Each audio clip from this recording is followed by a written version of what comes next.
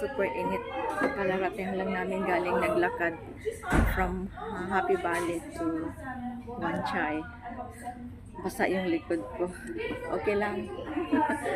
Dollar yan.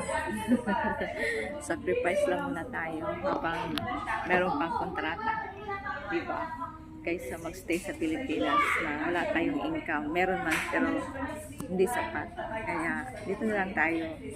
Tiis ganda. Tiis, maghatid sundo ng alaga, push sa stroller, paakyat pababa.